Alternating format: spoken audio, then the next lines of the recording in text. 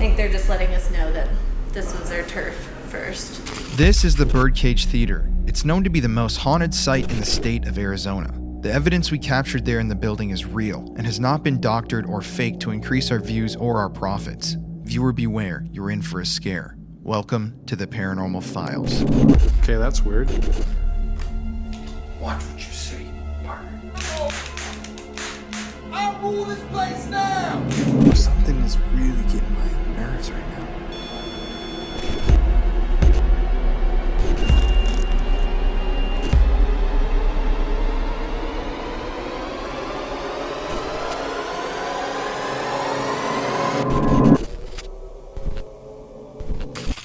After spending the night at the abandoned Phelps Dodge Hospital in Ajo, Arizona, if you haven't seen that video yet, please go check it out. My father Jeff and I headed east from Ajo towards Tombstone. As we traveled down the highway in that area, we couldn't help but notice the amount of grave markers on the side of the highway. Most of these memorials were erected to mark locations where people have died in fatal car accidents, but seeing the memorials made me think about the large amount of illegal immigrants that have died out in those very deserts that we were passing through while trying to enter the US. Do they have some sort of marker? What happens to their bodies when they die? It's very sad to consider, but hundreds die every year while crossing into the US while they travel through the desert. Those are also some stories that history either chooses to ignore or completely forget. But we here at the Paranormal Files do not forget.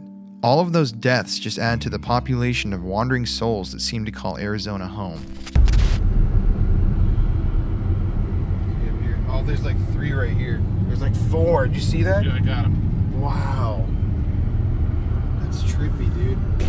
Okay, so we've been driving all day. It's now 4:30. We just passed another Border Patrol checkpoint. They really got this entire area on lockdown in Arizona. It's crazy. There's just apparently there's a shootout there earlier this year. A man with dementia, or in 2017, who just opened fire on some Border Patrol guys. So it really is kind of a lawless land out here. It's crazy. Here we are. We're pulling in the Tombstone now. Like I said, neither of us have ever been here before, but I'm extremely excited. Wanted to come here for years, and we're finally here. That's the famous one. Then we can eat dinner. Oh, dude, there's the OK Corral right here. Gunfight site. This is where the OK Corral happened. That's weird. The town too tough to die.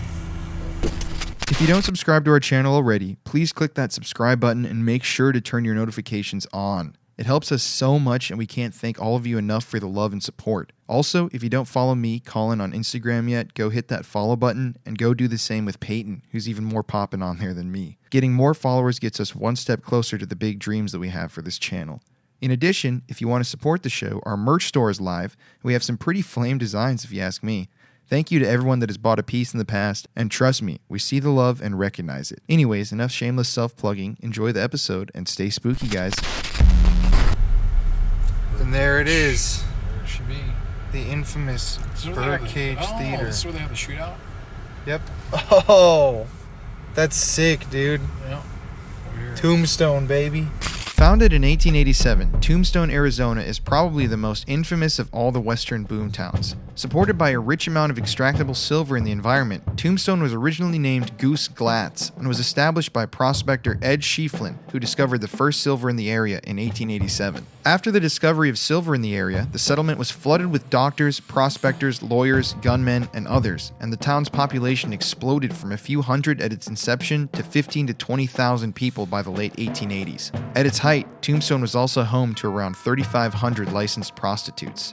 Being a boomtown, violence was expected and became entirely common in Tombstone, with shootouts happening in the saloons and main streets almost daily. A rogue gang known as the Cowboys constantly committed crimes throughout the town, such as theft and murder, a string of crime which culminated in the famous OK Corral shootout in 1881. During the shootout, U.S. Deputy Marshal Virgil Earp and his temporary deputies and brothers Wyatt and Morgan took on a fugitive group of Cowboys gang members who were suspected of a high-profile murder and robbery. 3 cowboys were killed in the gunfight, and the conflict marked the Earps for death in cowboy eyes. Virgil Earp was ambushed on the streets of Tombstone later and shot, but survived. And Morgan Earp took a bullet to his spine the next year while his brother Wyatt was right by his side. This led Wyatt to obtain warrants and organize a federal posse which set out on horseback to track down and kill the 4 men who were thought to have targeted Virgil in the shooting and killed his brother Morgan. This event came to be known as the Earp Vendetta Ride and ended in the death of all 4 cowboy suspects. Tombstone has an incredibly rich and colorful history, although it is a history stained with blood and misfortune. 2 major fires in the town's history destroyed most of the original buildings and left only a few of its original structures still standing. One of those buildings left untouched was the Birdcage Theater. Built in 1881, the Birdcage Theater was once called the wickedest and wildest night spot between the Barbary Coast and Basin Street by the New York Times, and it was for good reason. The theater held performances which ranged from opera to comedy and even magic, and was home to a full crew of prostitutes that would service their clients inside of the building and even inside of large suspended bird cages which were hung from the ceiling of the building. It's no surprise that there were 26 deaths inside of the theater, as every night miners, gunslingers, and cowboys would gather inside of the building, drink, and let loose. Sometimes the alcohol brought out negative feelings in these individuals, which would culminate in violence. It's said that the Birdcage Theater is the most haunted building in Arizona, and people have reported all types of paranormal phenomena inside of the building, from seeing physical apparitions of prostitutes and gunslingers to being shoved and grabbed by unseen forces. Many entered the theater alive and left in a casket, so it's no surprise that the building is reportedly so haunted.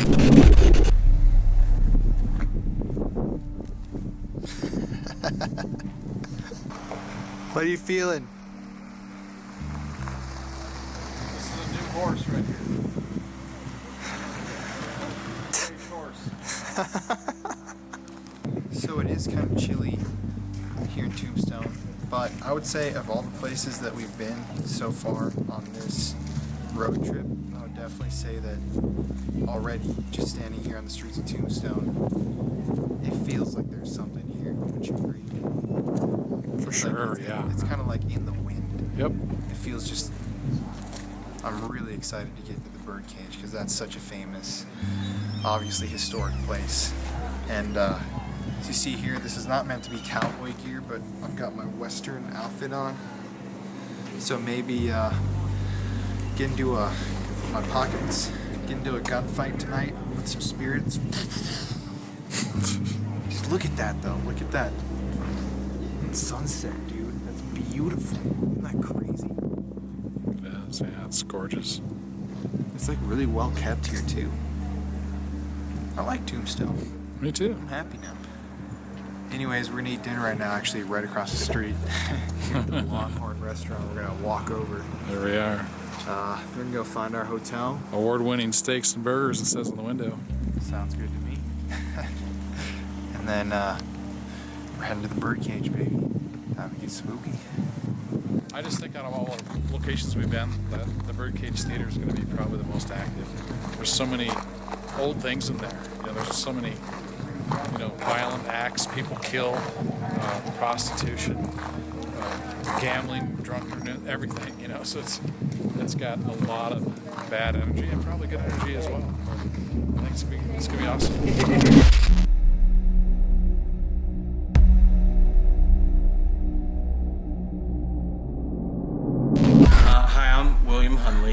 I'm the 4th generation here of the Birdcage Theater.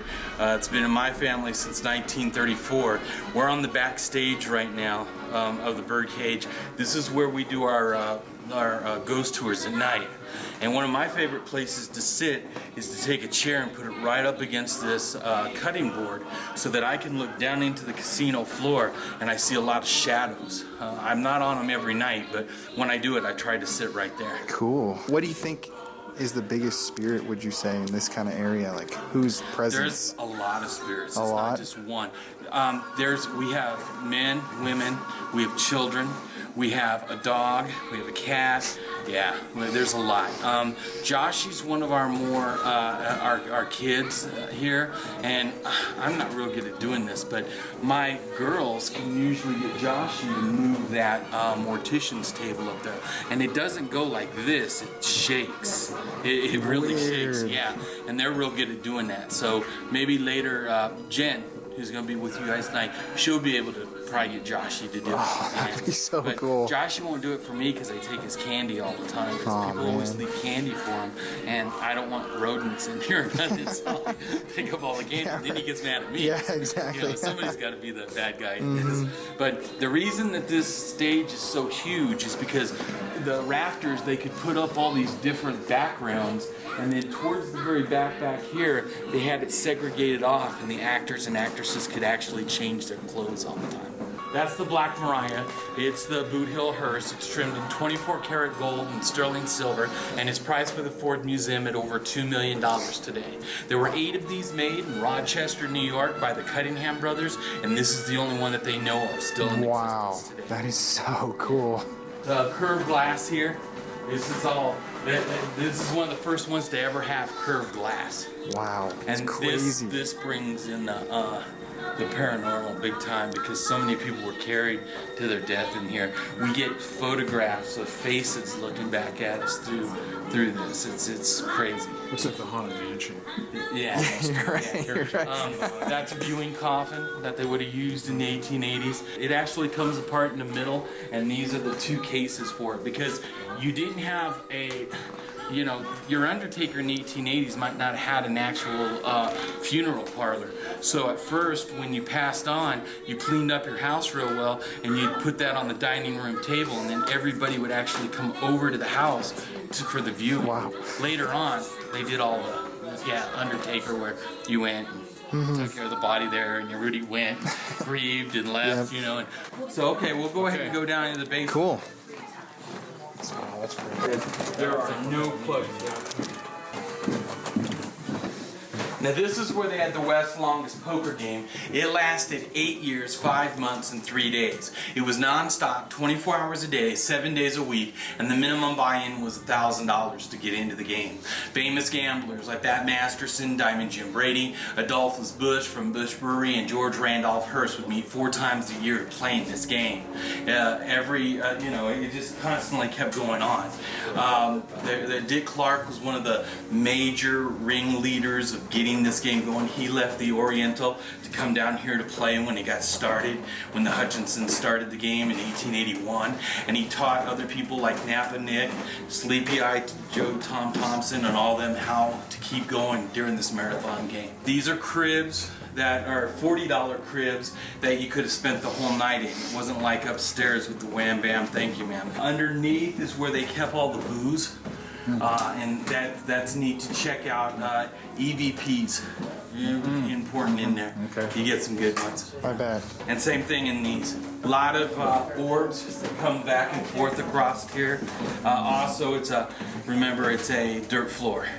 So orbs, dirt floor, sometimes dust, Yeah, that kind of thing. Yeah, So exactly. you want to watch for that. Go ahead, folks. We'll let you through. The whole place is active, but the thing about here is you can get a lot of orb thing going.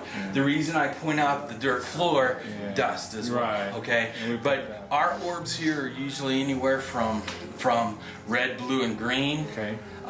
And most of them are blue. I mean, they can be from that blue on that ribbon up there all the way to dark blue. And you do have a lot of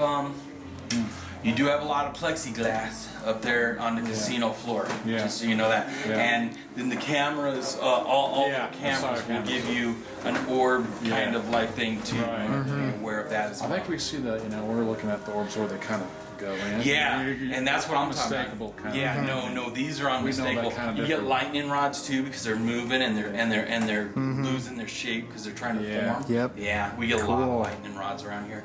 But all through this area here, in these rooms, if you were to like just take a tripod and you had it moving slowly with some kind of slow moving stuff, you'll capture stuff. I get a lot of we have a Gmail that we use, and that's where everybody that goes on these ghost tours or does a private investigation with us usually will turn around and send us stuff dump through them in that. there for you, Yeah, so. Cool. and there's pictures or there's little cards with that on there around here. I always make them take pictures of it one time so they'll remember. Yeah, it. exactly. Well, we got you on camera, so we'll know. Yeah, right. Exactly, that's why I did that. This ain't my first rodeo. And this room's the document room. You won't be able to go past this room tonight. This room has a lot of the ladies of the night that worked either here or here in town. This will be dark probably. This will be closed. This is the gift shop here. But yeah, you'll be able to do the casino. Like I said, 3 levels. EVPs I would definitely hit hard, and I would definitely set up as many little cameras as you can to capture stuff. I'm like dragging. Yeah, me too. I need some coffee. I just need a beer. Yeah, oh, that sounds great. So, why don't you give me 3 craziest things that have happened in the theater? There's most so intense. Many. I'm trying to think. One of them would definitely have been Cody Polston's photograph, where the girls are up here on the flat up here, and he's down here, and he goes take the photograph, and the apparition, it's not a full-bodied apparition, but it's solid, and I'll show you the picture when we're done here, and it blocks out both the girls. In fact, just this corner you can make out the one girl. That would be one. Another one was just recently, and it happened to me, and only a few of the employees know about it right now. I was sitting in my office, and I was actually reading emails from our Tombstone BC, ghost pics at gmail.com, and I'm sitting there and I'm like typing this stuff, and all of a sudden I get this like hint of faded perfume, and then when I look up like this, she sprays cologne or perfume under my nose and then pulls my hair. Ooh. And that was weird. That was just since Thanksgiving. Wow. Yeah, we're in January. So to you. Thanksgiving, yeah. And then I've been whispered to twice, shushed once. Lilac and Jasmine on the backstage. Most of the things that happen to me, my ghost hosts hate to have me say this, but most of the stuff happens to me early in the morning because I get here at 8. So walking, like going upstairs, making that noise.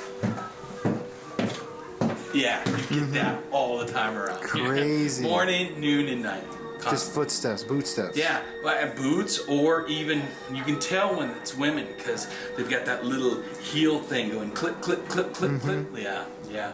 I've had it coming out the front door at me in my office with the door open. I'm like, oh, come on, it's too early for tourists, And you're walking out there and there's nobody there. You're probably like, ooh. Yeah. Hey guys. Yeah.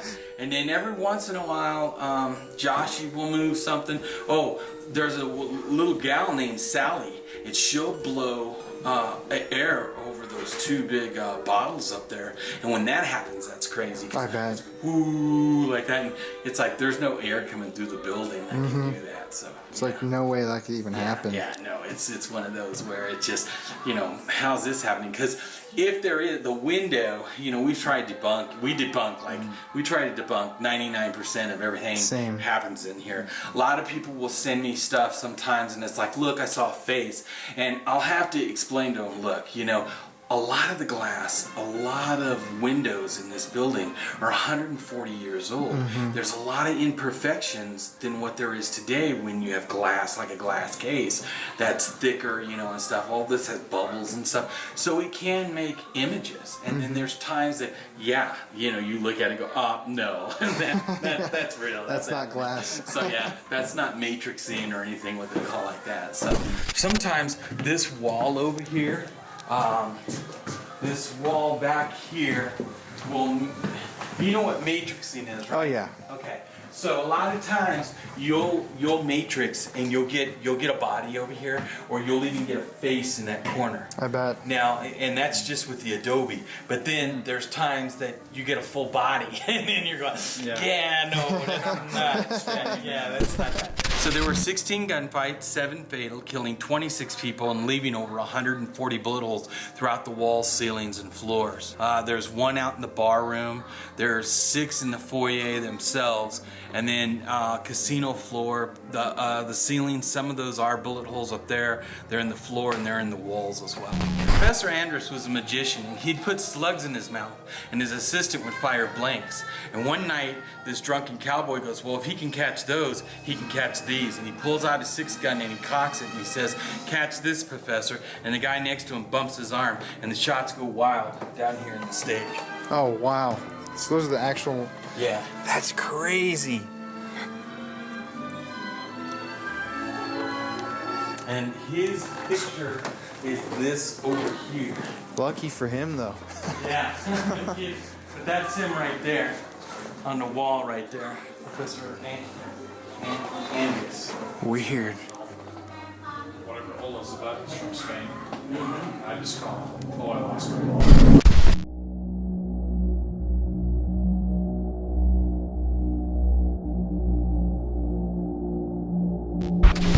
While preparing for our investigation and grabbing a beer at the saloon at our hotel, Jeff and I discovered that the property that we had rented a room at for the night was also supposedly haunted.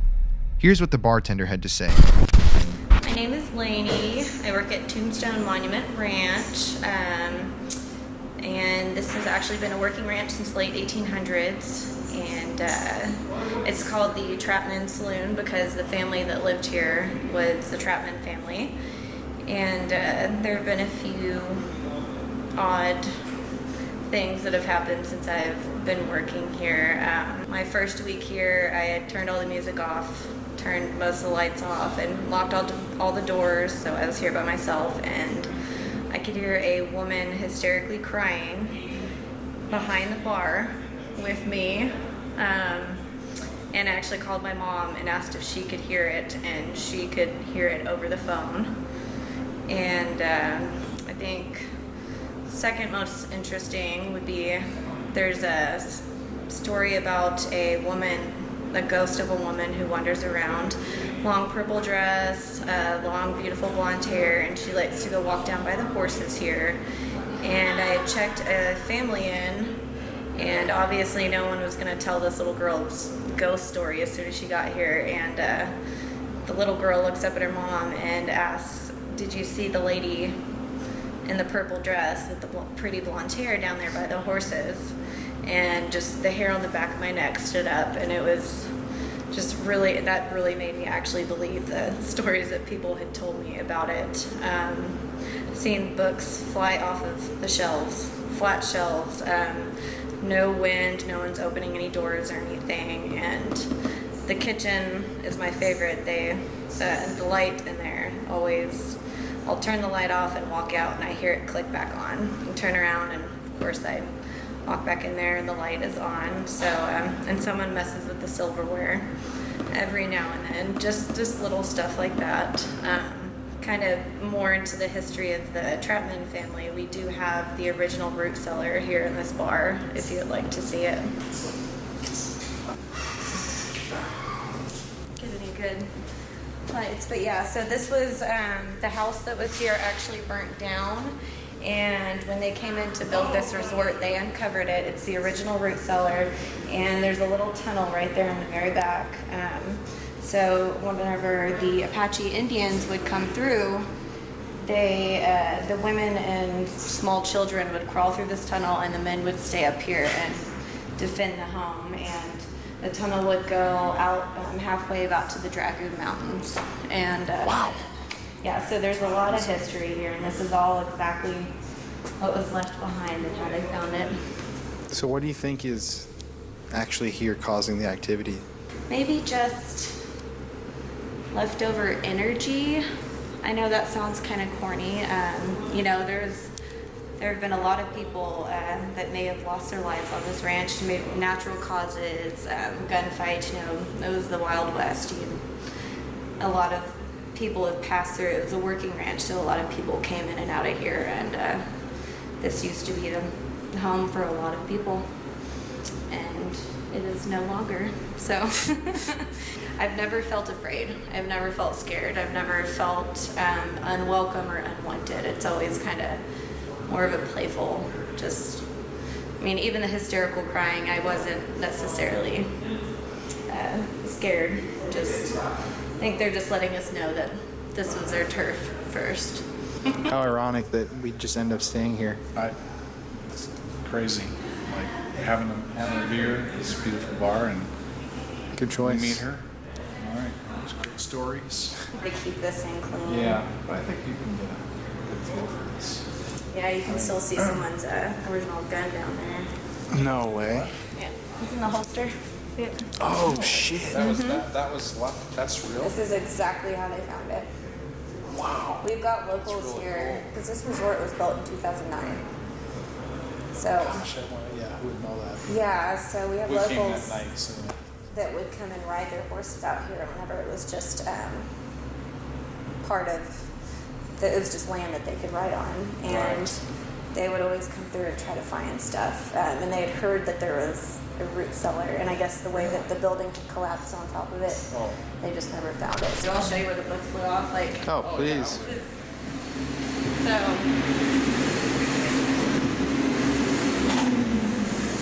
So I had walked out of this room and I heard a loud thud, and I came back in, and one of these vegetarian books up here was halfway across the floor over there.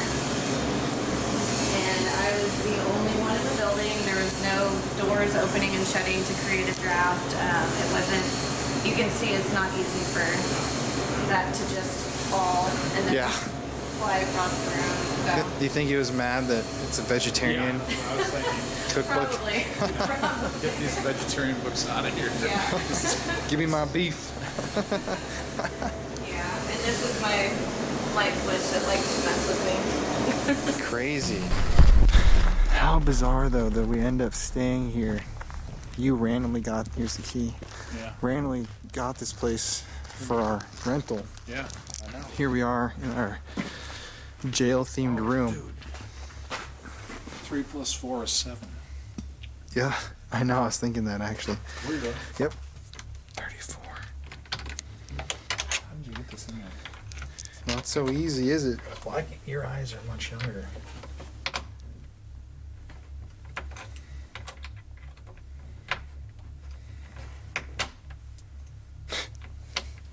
Is it even the right spot? You okay? How do you do it? That is the weirdest damn key.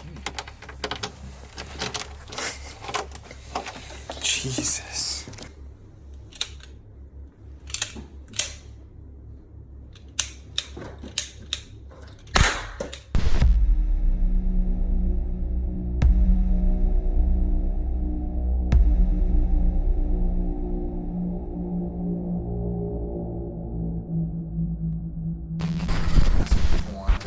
Full name or one name, doesn't really matter.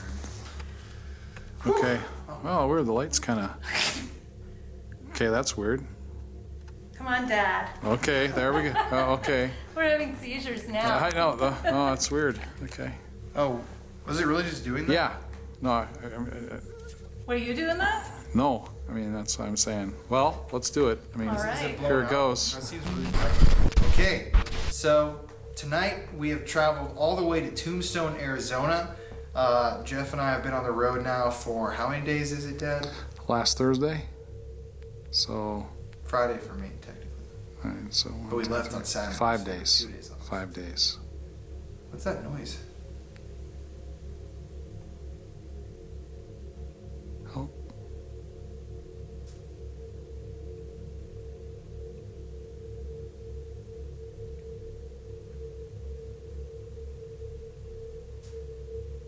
It's gotta be just something turning off, I guess. Possibly the heater. I'm not sure Yeah, when's yeah. the last time it kicked on or off, though. Kind of sound like it. Okay, well, anyways, we are now here in Tombstone, Arizona. This is a place that I've waited to visit for an extremely long time, and I cannot tell you how happy I am to be here. You can tell I got my 6-shooter. I got my Watch where you vest. point that. Yeah, right. It's actually not. It's Well, I think she knows that. Yeah, I think she knows that. And we're at the Birdcage Theater here in Tombstone. This is one of the most famous haunted places in the entire United States. I've read about it so many times. I saw it on Ghost Adventures way back in the day before I started doing any of this stuff, and it's kind of one of those places that inspired me to create the show and do what I do every week now. But I'm here with Jennifer. She has worked here for how long now? 2 years. 2 years, and she's had a number of experiences. So why don't you just kind of tell your story, everything that's happened to you? Well, it's easier if I can tell the story when we get to the places where Sure. things have actually happened. Sure. I remember the first ghost tour I ever did here was just as a guest, and I heard the clinking sounds coming from this area, which would have been the main casino gambling floor. So that was one of the first experiences that I've ever had, and one of the experiences that I've had in this area right here. And then a lady, what was it, passed out when you were here as well? Yeah. Yeah, that would have been on the backstage back here where we do the lights out for the ghost tours. And at that time, again, I was just a guest, and people felt that they were feeling things walking past them, like a cold rush of air past them. And right after somebody said that they had seen that or felt that a couple times, then I could hear somebody, and this was across the table, I could hear somebody saying, "Are you okay? Are you okay?" And the next thing you know, one of the guests had passed out. And passed out pretty dramatically. So not really sure if this was a medical phenomenon as a result of the day she'd had here in Tombstone, or if there was somebody here that was very, very, very sensitive to the paranormal. Interesting, though, nonetheless. Not sure, but yes, it was extremely interesting for a first ghost tour at the Birdcage Theater. And naturally, I was so sucked in that I have to work here Here we now. are 2 years later. Yeah. Well, I guess this is obviously a building that's seen a lot of different violent events. There's bullet holes throughout the property, on the ceiling, on the floor, on the sides of the building. And hopefully tonight we can get some of the spirits to come out and interact with us. Who do you think is the most active? Probably Josh. It's a little boy that we refer to as Josh. And he seems to really actually enjoy the interaction, where, as you know, adults that are here, that are working here, that are having fun here, that are playing here, they have their own agenda.